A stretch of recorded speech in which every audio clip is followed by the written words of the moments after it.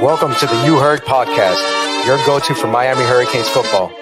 Ben, Joe, Pope, and CB break down recruiting, hot topics, and game day action.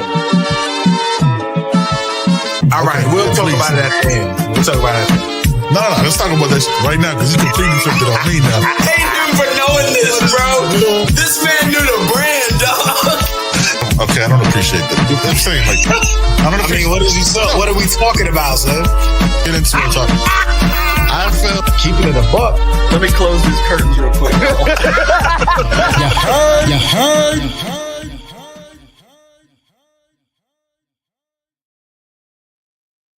You see it.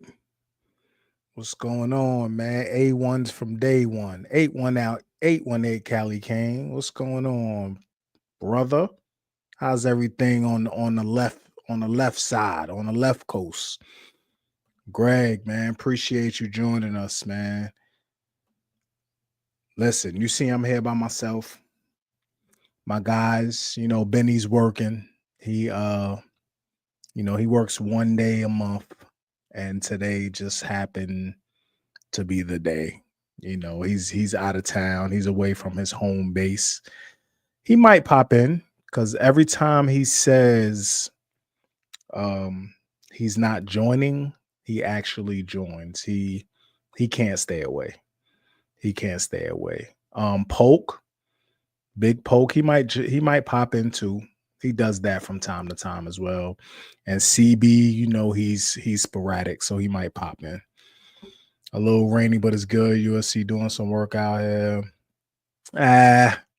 You know what USC does every cycle. They get their fair share of recruits. They're not recruiting against anybody, really. I mean, it's just them in Oregon, to be honest. I mean, Washington, maybe a little something, but they're going to get their fair share, but it's just, USC is it must be nice outside, man, because it looks like everybody's outside. Down here in NC, it's about 80 degrees today. Nice and sunny. Everybody outside, walking their dogs, running, everything. It's beautiful out here today. 13 joining right now. We got to get some more to trickle in here. Come on, man. We can't fall off when the weather's hot. Look, my wife in here. She's trying to support from the other room. You know what I mean? Thank you. Appreciate you. I ain't worried though. Mario no doubt, Callie. We're gonna talk about it a little bit, man. And this is the show today, man. So and I'm not gonna hold y'all for too long today, man, because just thinking about how things are being built, in this age of college football, right? It's a lot of change going on, a lot of rosters, a lot of people moving this school, that school. You don't know the roster. Your roster might be different in a year. With all that being said, it appears, we're Miami fans, it appears that we haven't lost too many to transfers, like too many surprise. We haven't had too many surprises.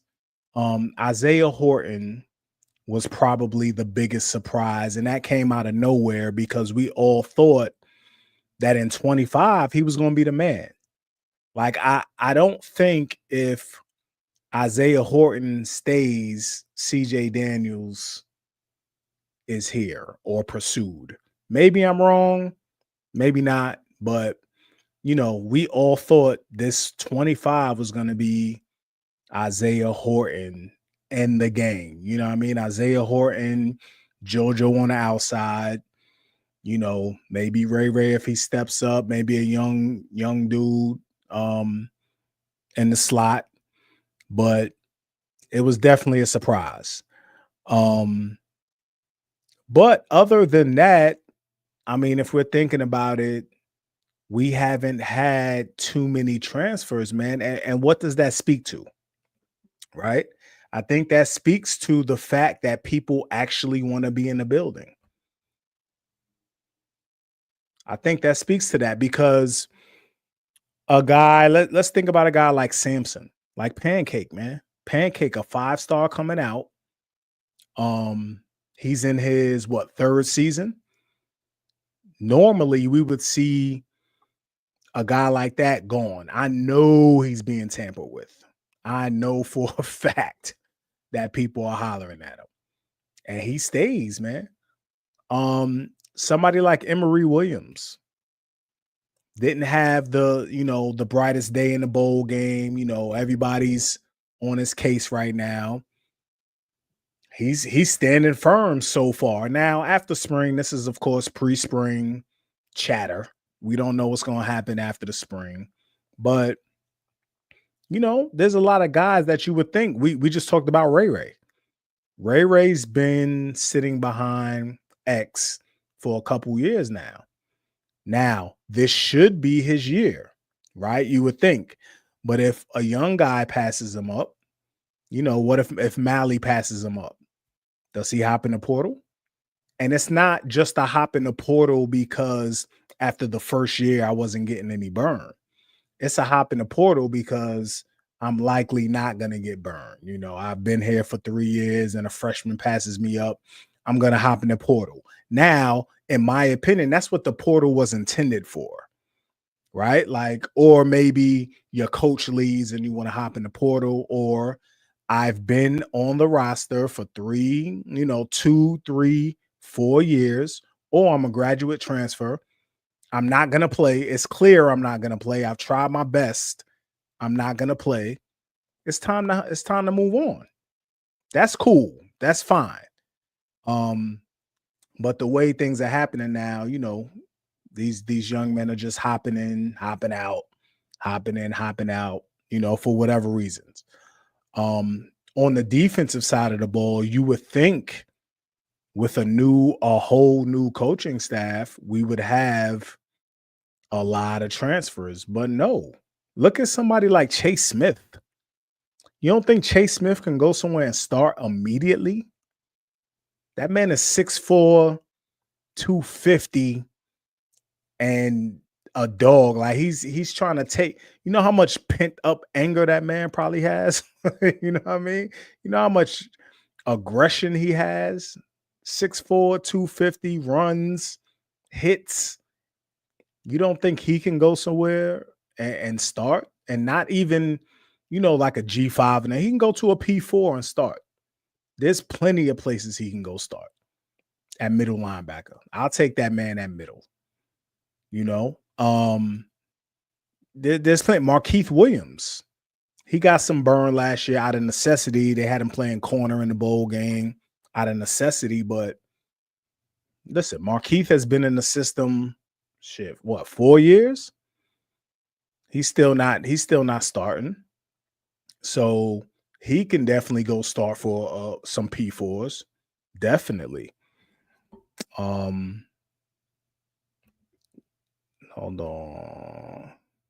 Booker's rebirth. What's going on? Horton was also Ty Simpson's high school teammate, and Ty is very likely to be starting. Yeah, okay. That's what's up. But that, I hear that, Booker, but that's still not a reason to transfer. You know what I mean? That's still not a reason to transfer where you're going to be the man. Now at Bama, who's guaranteed he's going to play with his homeboy, but what's the guarantee that he's going to be starting? Ryan Williams is there, and they have talent all over the field. So who knows if he's going to get – he's definitely – I'm not going to say definitely, but I don't think he's going to be the man like he would have been here. Yeah, because he would have been the man here.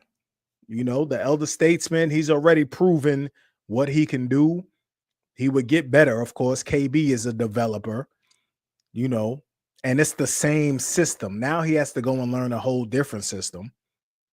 And he has to go to a what if scenario. Even if he thought, all right, Cam Ward is gone. I don't know what we have in the building. You could have waited to the second window to see. But I'm not in that man's head. I don't know what was discussed in his camp. So, I definitely, there was a question of will we take Horton back? I would definitely take Horton back in a heartbeat. Second window, he's like, all right, I want to come back.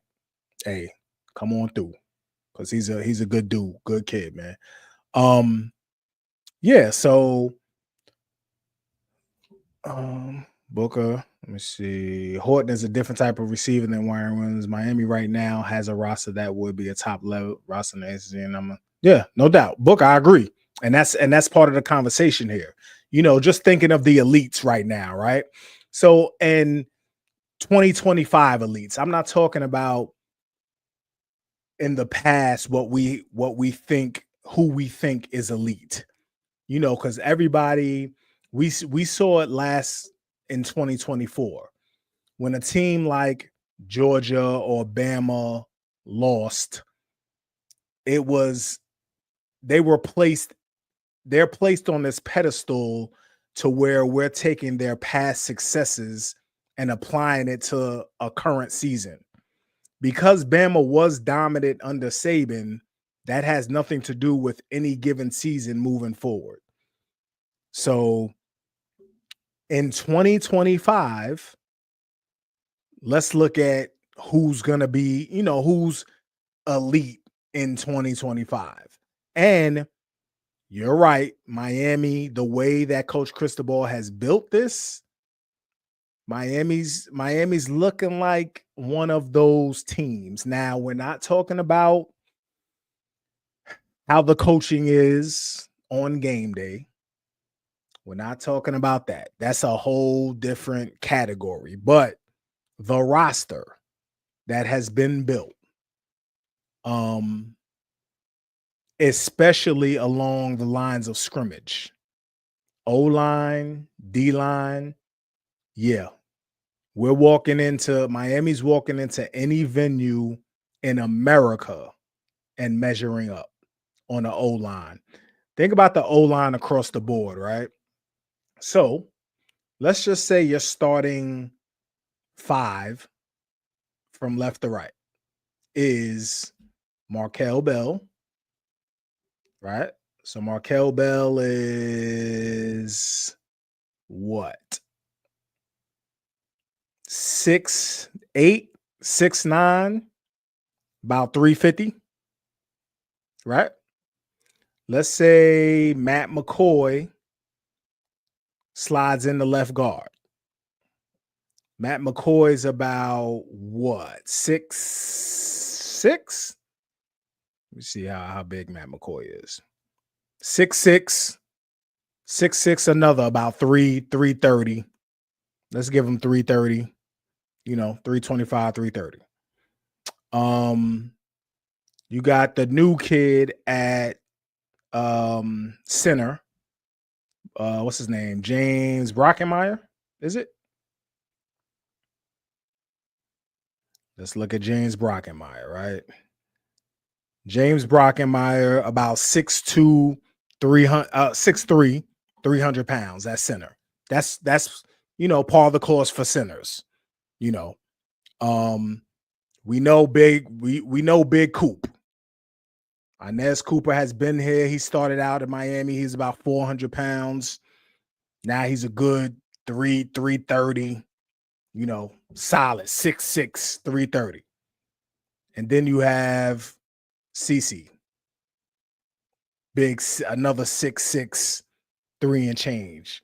We're probably averaging what, 6'5", 330, 340 along the O-line. That's crazy. And on the bench, you got Sampson, you got Juan Minaya, you got Rodriguez. Crazy, right? So you're walking into any venue and you're going to be able to run the ball. We know what wins games. We all watch the playoffs, right? As much as we want to talk about Ohio State and Jeremiah Smith and the wide receiver core, they had the running game that nobody can stop. They had 2 NFL first 3-round running backs And their D-line was crazy as well. Penn State, always going to run the ball, always going to have a solid O-line. So defense and running game, that's right, 8-1, 8-1-8. Defense and running game, that travels. You have to be able to run the ball. You have to be able to stop the run. You have to be able to get to the quarterback. You have to be able to protect the quarterback.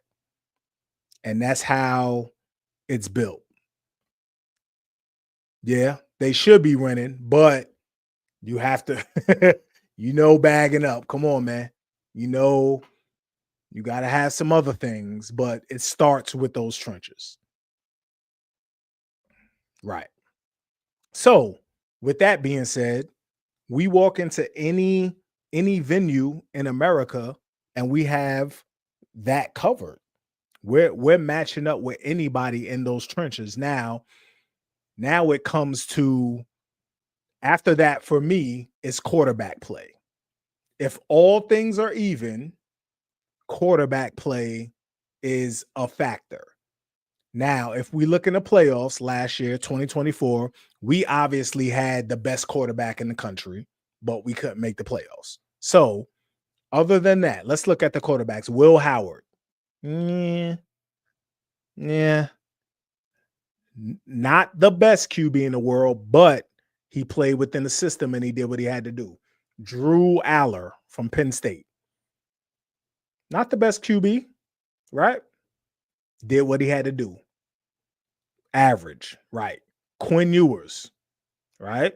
Played a lot of football, knows where to go with the ball, can escape a little bit, did what he needed to do, right? Yeah. So we're lining up and we're shaping up to be like that. Carson Beck, in my opinion, right now is a top 5 quarterback in the country. And all he has to do is protect the football and distribute the ball. Distribute it and protect it. That's it. Our offensive staff has been together now for 3 years, right? 3 years on the offensive staff. No departures, right? I think Coach Merritt is probably the newest guy, but I think he's been here at least 2 years. But KB, Coach Dawson, obviously Coach Mirabal, obviously Coach Cristobal, and Coach Merritt. Beast on the offensive side of the ball. Now, on the defensive side of the ball, that's where we're gonna have to see what's going on. Stick Raw, appreciate you, brother. Yeah, please hit that like, man. Hit that like. Juan, you late, man. You late, Juan. Aspect that has kept Miami from moving to another level is the special teams, covering kicks, return kicks, and punt returns. Go look. Yeah, that's a fair point, Juan. That's a fair point. We definitely have to get better in that aspect. I hope, and I mentioned this a couple shows ago, man. I hope Coach Cristobal takes more of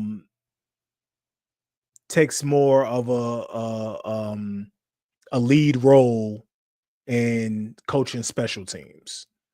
I hope he does, because I always remember seeing Nick Saban, coaching up that special team, screaming on the special teams, man. That special teams is so vital. So I hope Coach Cristobal, I hope he does that. That'd be fantastic, because with the South Florida athlete, like Bagging Up is saying, the return game should be scary for everybody. The return game should be scary, man. So hopefully we can do that and gain an advantage in the special teams area. That would be incredible. But getting back to the defense, right? So We all know that's the question mark. We all know that's the question mark. But if we're just looking at the roster, D-line, we talked about the O-line. The D-line is similar to the O-line. The D-line can walk into any venue and compete. Any venue and dominate, right? You got to stop the run. You got to get to the quarterback. Getting to the quarterback, man, listen. Reuben Bain, Booker Pickett, Lightfoot, Cole McConaughey, young boys, the two young boys, Herbert Scroggins, Hayden Lowe, Armando Blunt.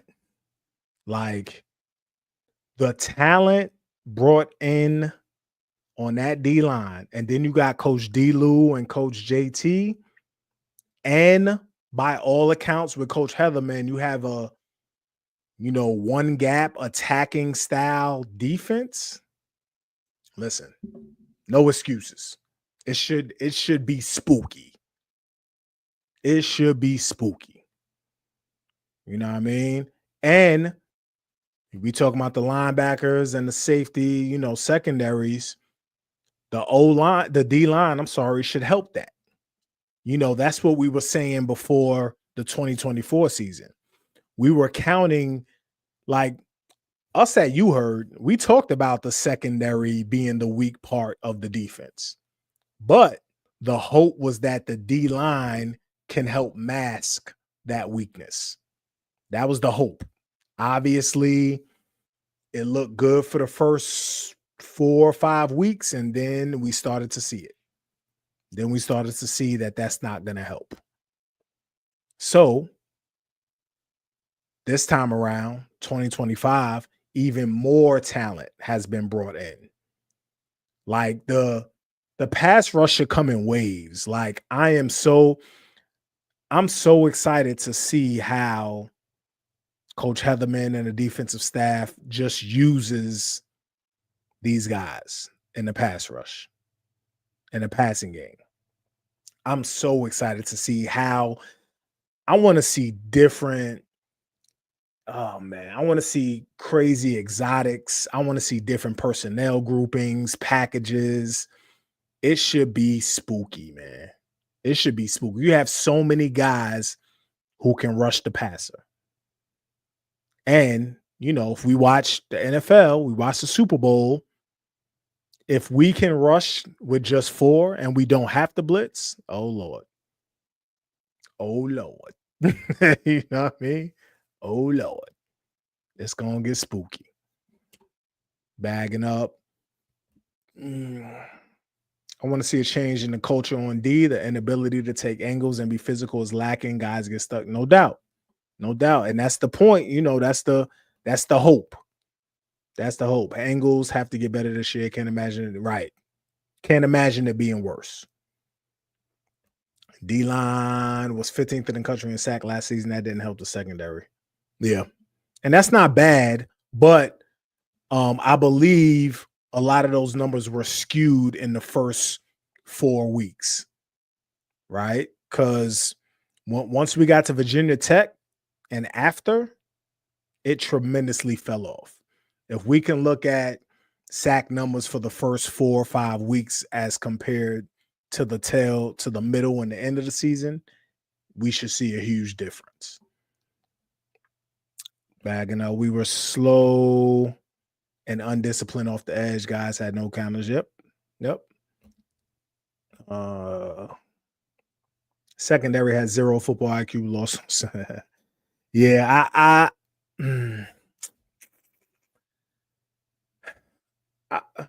I don't know. I kind of find it hard to believe that guys who've been playing football for a long time, right? Because you brought in the safety from Washington. Gosh, I forgot his name.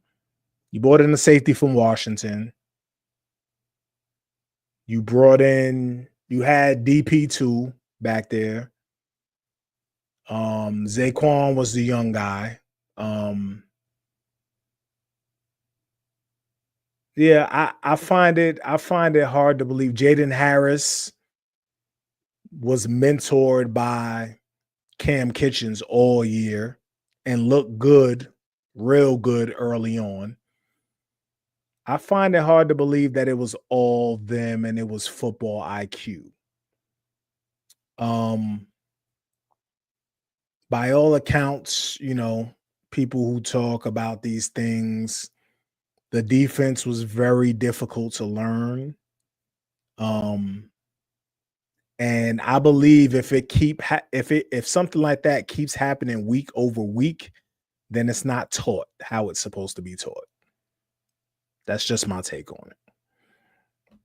HJS, what's going on, brother? How you doing, man? The amount of speed the defense has is no reason the team should be able to beat them to the edge. Yes, I agree, Shottown. I agree. But even with all that speed, right, you still have to have gap control, gap integrity.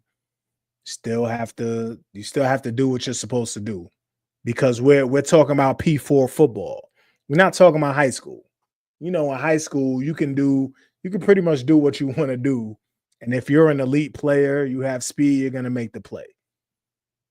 In P4 football, and that Georgia Tech game really was kind of the blueprint on how to dominate a defense being one-dimensional.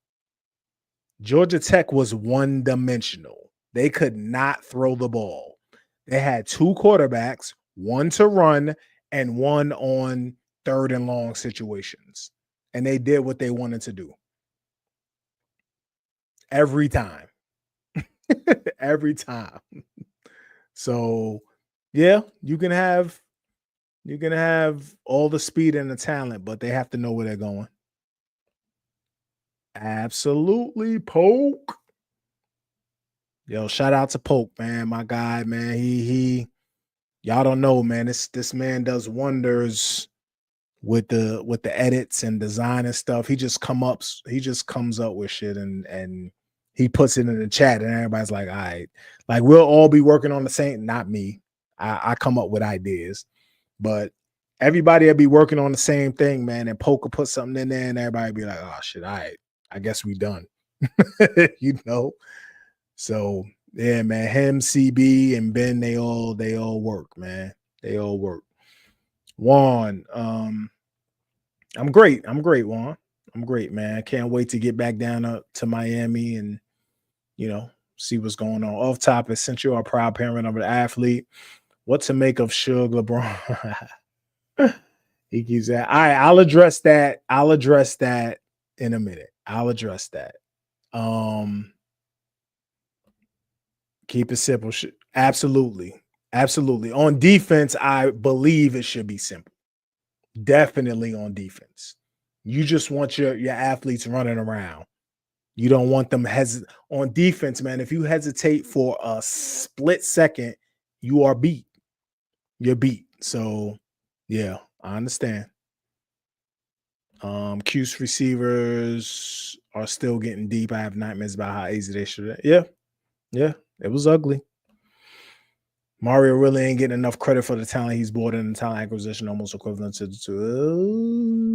Pilo. Yeah, we got to see about that. But yeah, no doubt, Pilo. I agree, man. Me and Flo had a discussion about the talent acquisition, and I agree. I said, it's definitely the talent is definitely enough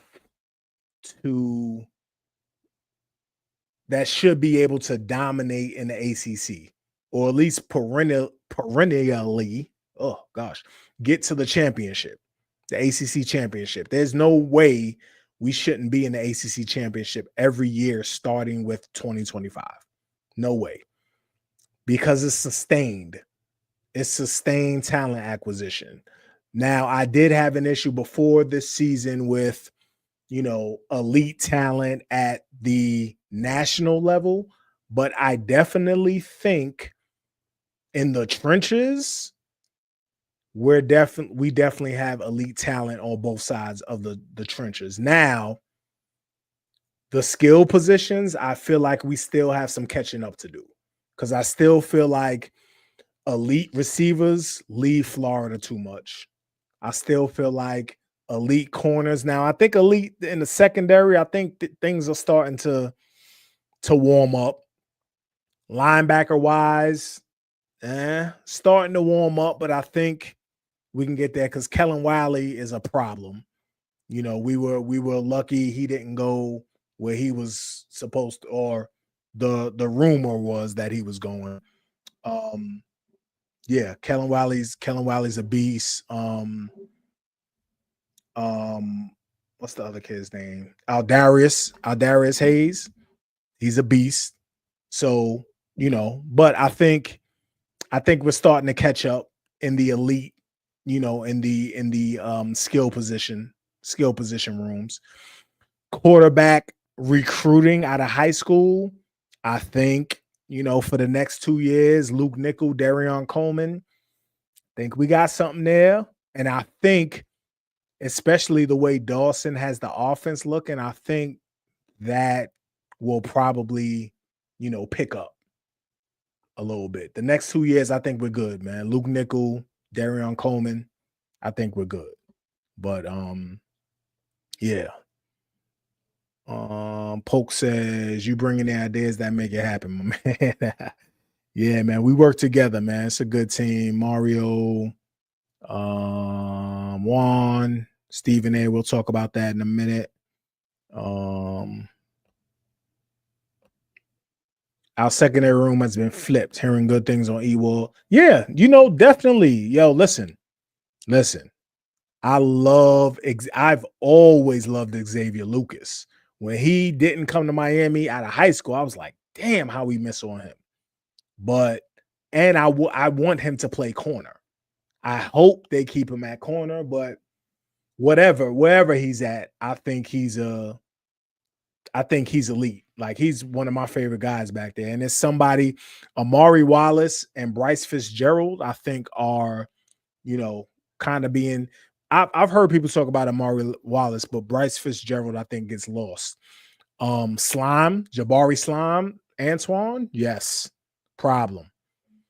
Poiser, Brantley solid. Brantley has always been solid. Chris Ewald, you know, definitely. That's high school, though. I got to see that. Poiser, I'm excited for Poiser, but I'm not going to hold you. I have to see. Like, I watched him in some games last season. Good at that level. I have to see it. Like, I have to see it. I have to see it. Yeah, definitely. I think that's definitely a possibility, man. Because listen, we got a new coach. All that, you know, we got a new coach, baby. Ain't no favorites. Not saying there was favorites last season, but you know. Let me see. Manny said Luke gives him Tate Martell vibes with his size. Yeah, nah, man. Luke, listen. Luke physically is not impressive. No, he's not 6'4", you know, 6'5", 200 pounds, running a 4-4. Nah. But if you watch that man, and again, it's high school, man, but it's elite high school, right? That man played elite schools in Georgia, went down to Florida. I know how everybody feel about Florida football. I'm not here to say anything less about Florida football, but that man was going into Florida and wrecking shop. You know, he gained respect, man. He gained respect. So, Luke is definitely gonna have a chance to make his mark down here, and hopefully, after this season, Carson Beck does what he does. We have a Luke Darion Coleman battle, man. I would love to see it. Flow in the building. My guy. We supposed to do for the coach of the night, man, but we're gonna get back on it next week. You know, There's always something to talk about. Me and Flo could, Flo could talk. There's always something to talk about. But we'll get back on next week, man. Appreciate you, brother.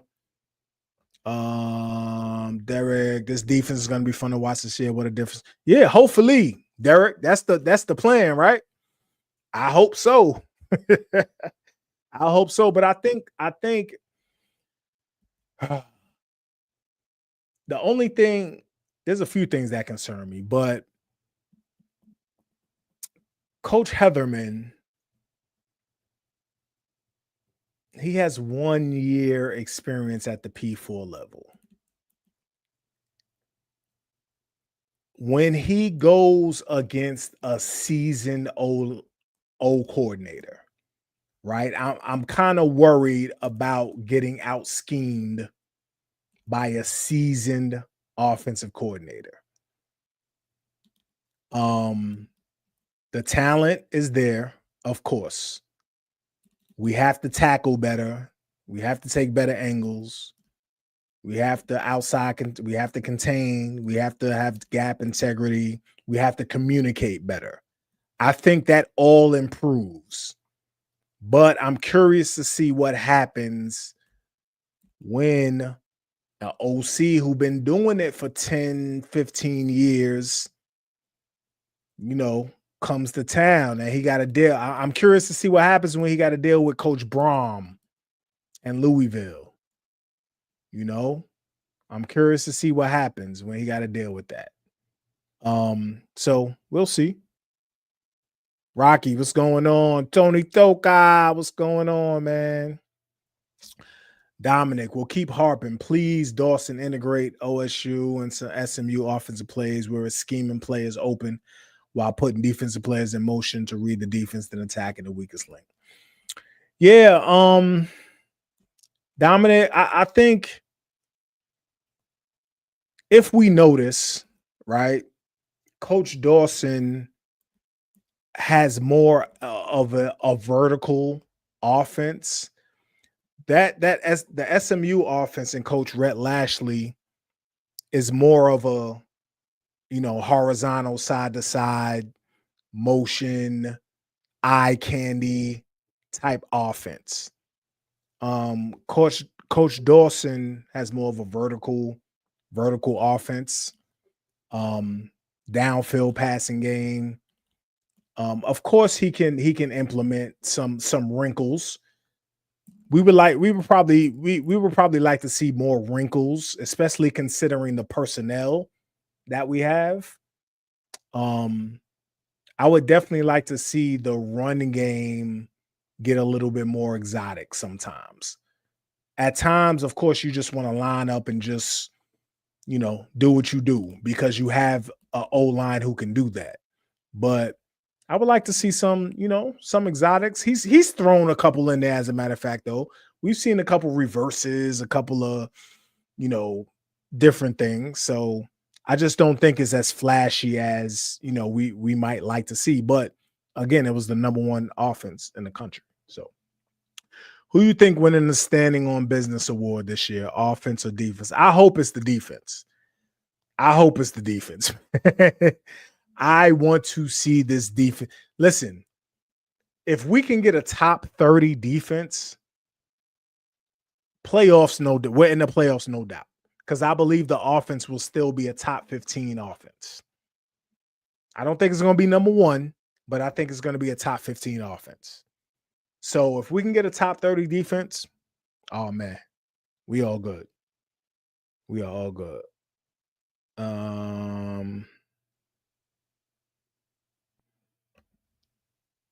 Who we talking about? He did it against Ben. Oh, we talking about who we talking about?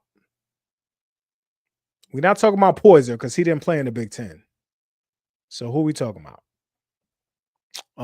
Tony, tell me who we talking about. Yeah, I don't see any reason why. I don't see any reason why we can't have a top 15 offense. Again, the O-line is one of the best offensive lines in the country. Let's keep it a buck. Definitely in the ACC. The running game is going to be crazy. We have two We have two good running backs who complement each other. Jordan Lau will take it 90 yards, and he's tough. We know what Fletch does. And then we still got Hellcat. We still got Hellcat back there. You know? And we got the young boy Pringle. Receivers, that's the question mark, right? That's the question. So we got to see what JoJo gonna do. We got to see what Mally gonna do. We got to see what CJ Daniels gonna do. You know, that's the question. But then you got the tight end room. The tight end room is catching passes, man. The tight end room is very solid. So I don't think there's any reason we shouldn't have a top 15 offense. No reason. Deficiencies in what? Deficiencies in what? Let's keep it a buck. If we watch, there were times when Cam did a lot that he didn't need to do. You know, he did a lot that he didn't need to do. And I think we ran the ball way more or way less than we will run this year because we had Cam. So I think this year we're going to run the ball way more. So time of possession will be, even though time of possession last year was good when we needed it to be. But what deficiencies you talking about bagging up? One with a question. What are 3 things Mario Cristobal could do to improve as a head coach? Give. 1, become as serious and attention to detail special team as you are for the O-line. No learning to take. Yeah, I definitely think he should take over the special teams, man, and coach that unit up. I definitely think so.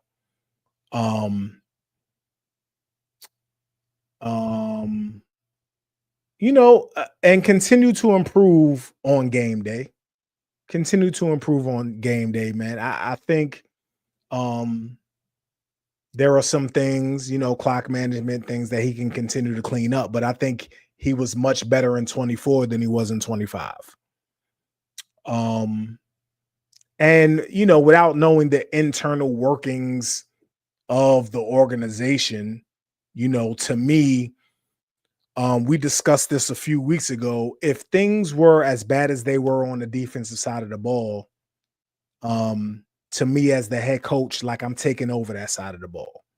I'm not going to allow, and I don't know if he did or he didn't. I don't know what those conversations were like, but I'm not going to allow the defense to kind of ruin my special season in a way, you know, so being more assertive on that front, but I don't know that he wasn't. So just guessing here.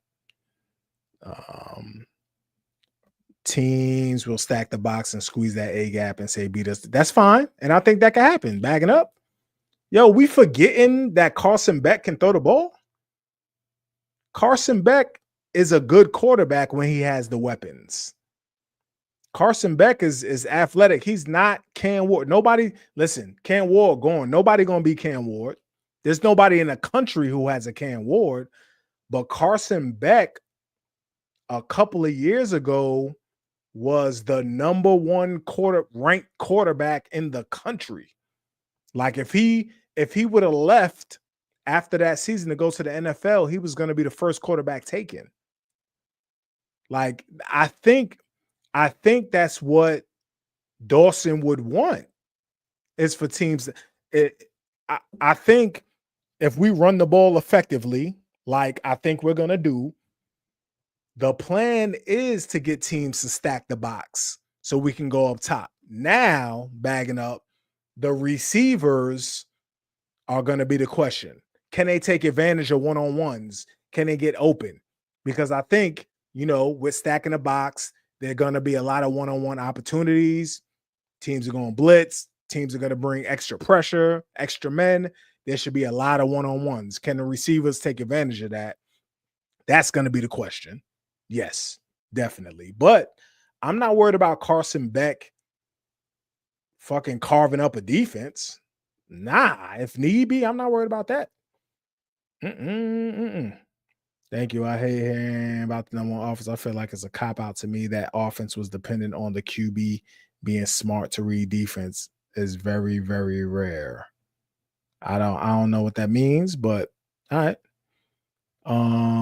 We didn't take the top off anything. Good teams had us holding the ball because no one was open deep. I'm not sure. I'm not sure what you mean. I'm not sure what you mean. I mean, I guess the reason I'm confused is because, like, if I want to look at the number, I feel like we I just don't know how you say that when we scored a lot of points and had the number one offense. Like, I don't know how that happens without being able to throw the ball and scheme people open. Like, there were a lot of touchdown passes and big chunk plays because people were wide open. There wasn't a lot of times where Cam Ward had to hold the ball. You know what I mean? He might have held the ball, because whatever reasons, but there wasn't a lot of times where he had to hold the ball. So I'm kind of confused. I don't know. Who gets the first TD against the Catholics? You know what? Elijah Lofton. First TD against the Catholics. Put it in the chat. Who gets the first TD? Bagging up saying Mark Fletcher. That's going to be, you want to talk about trench play? When we play Notre Dame, it's going to be a battle in the trenches, man. It's going to be a battle in the trenches. And I'm going to love it.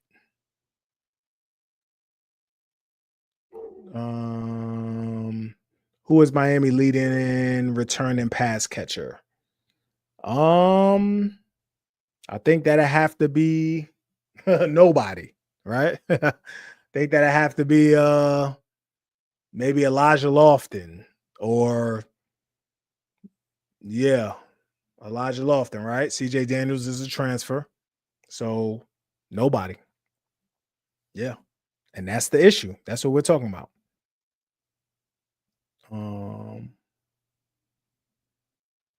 All right, so Juan, I'm gonna discuss the real quick the LeBron versus Stephen A. Smith. So, full disclosure, I do not like Stephen A. Smith at all.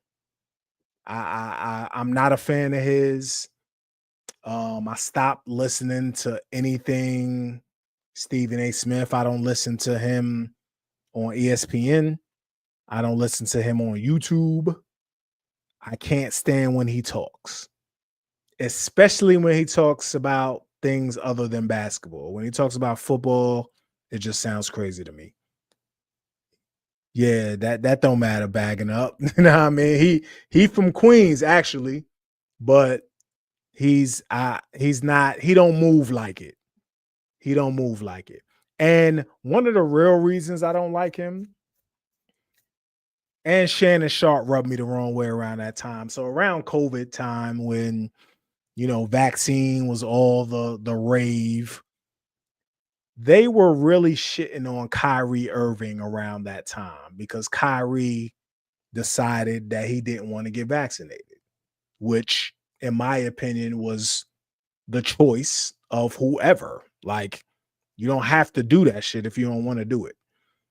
And they were really like shitting on, they were really like degrading that man and talking bad about that man. And Kyrie is a good dude. Like, everybody, all his peers, everybody who talks about Kyrie talks about how good of a dude he is, man.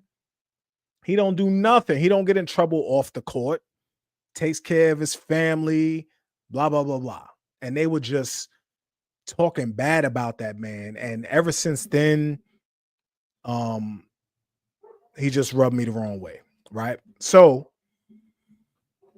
the situation with LeBron, I'm saying that to say that I don't think he's wrong with that situation. He didn't disrespect LeBron's son at all. He wasn't disrespectful. If you're an athlete and you're in the spotlight, if you're a celebrity, you're up for criticism. Like, you can get criticized. There's nothing wrong with I don't care if your father's in the, like, you can get criticized. My son plays football. My son played for Miami. I'm sure there was criticism.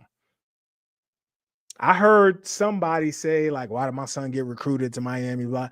As long as, if you're talking about his play and he's not doing well, then criticism is going to come. I've told my son that personally. Yo, if you're playing like shit, they're going to talk about you. That's what it is. Now, if you talking about, yo, he a pussy, or he a punk ass, he's a bitch, then we have issues. Yes, we have issues. Then I have to see you. But man, listen, you talk about that man's play and what's going on.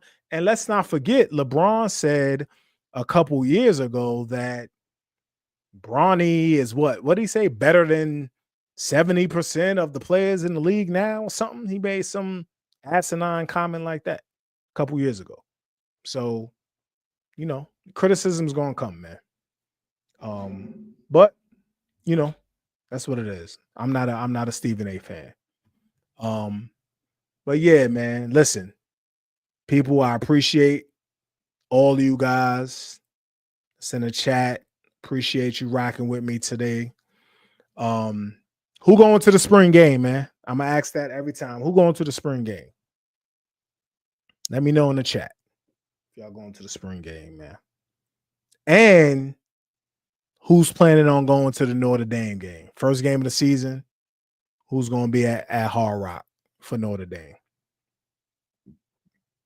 Let me know. Let me know. Let me know. Let me know. Let me know. Let me know. Y'all coming? Y'all coming? The plan is to be at the spring game for me, but my son's spring game is the day before. I don't know how it's going to work. I'm looking at it from different angles, scenarios, trying to work it out. I don't know how it's going to work. Hopefully, Notre Dame, I can be there depending on what my son is doing, but I definitely plan on being at Notre Dame, man. So hopefully I see y'all, man, and we can kick it, chop it up. Appreciate y'all, man. It's all about that y'all know what it is. We'll be back on Sunday. Salute. Hold on real quick. Let me put this up, man. Let me put this up. I almost forgot. Where is merch? Hey, scan the barcode for some merch, man. We got some fire merch on the site, www.youheardpodcast.com. Get that merch. We cooking up. All right. Y'all have a good evening. Appreciate y'all. Peace.